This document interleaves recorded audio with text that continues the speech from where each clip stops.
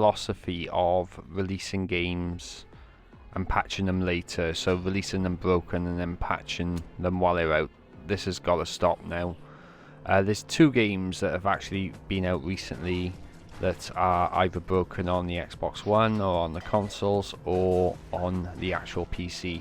I think you know the one I'm on about with regards to PC is obviously Batman Arkham Knight. With Batman Arkham Knight, it actually is only a rumour, it's only speculation, but Warner Bros. Actually knew that the PC version had serious performance issues, but went fuck it, release it anyway. If this is true, this is pure bullshit. Now, I'm going to read a quote here. It's coming from one of the QA guys at regards to QA in the PC version, and I'm going to read this quote now. I will say that it's pretty rich for Warner Bros. To act like they had no idea the game was in such a horrible state. It's been like this for months, and all the problems we see now were the exact same, unchanged, almost a year ago. Now obviously these guys who have said all this want to remain anonymous, which is understandably so, you know, they don't want to jeopardize their career, but this just proves that all the publishers care now is about the money. They don't give a shit about the gamers. You think about it, if you remember a while back with Nvidia, they released a marketing video that demonstrated that the game ran at 60 frames per second.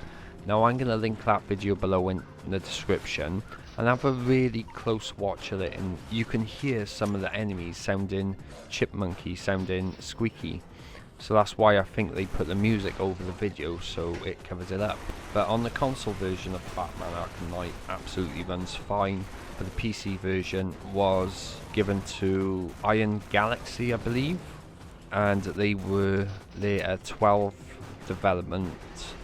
people development company that were chosen to work on the PC version. Now the PC version, it had a capped frame rate of 60 frames per second, even though, like I said, Nvidia released a video demonstrating 60 frames per second. But there's been some serious lag, serious hard crashes. Example, when you're in the Batmobile, you could end up having single frames per second, and due to how vocal the PC gaming community are, the actual PC version of Arkham Knight is now being removed from Steam, so it'll be fixed. We don't know when this is going to be put back onto Steam, but this article I have got from Kotaku, it's a really interesting article to read. You know, if you want to see how QA testing works, and there's multitudes of information on it on here, and you see how it works for yourself, so I do recommend reading this article. But it's not just that game that's annoyed me. Really recently, a few weeks ago, I actually purchased for the Xbox One Payday 2 Crime Wave Edition. You can play the game with your friends, no problem. It's when you play in matchmaking with randoms, you know, I've experienced it constantly crashing, or I just couldn't even get into a game. 505 Games have told now they hope to release the coming patch in a few days. Bearing in mind, this game has been out for 3 weeks. Now, this is why I'm probably never going to buy a game day one again. You know, it ain't just with these two. If you think back with SimCity on the PC with the always online DRM, look how that ended up. Look at Assassin's Creed Unity. Look at even Batman Arkham Origins before that. Remember when, if I remember playing it, I did have a few games saving bugs. You know, I couldn't save the game or it get wiped out. And even Warner Brothers came out and said, we're not going to patch the game, we're just going to work on DLC. So there's proof that Warner Brothers only care about the money.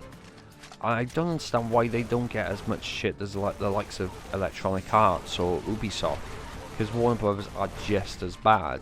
I don't know how the PC version is running, because as you know, some people have bought the PC version. I would have thought the majority of you would have used the refund policy to get your money back, which I completely understand with that. But things like this need to stop now. It's whatever happened to the days when the game is released and it works right out of the bat? It's still, hell, even look at Halo Master Chief Collection. I completely forgot about that.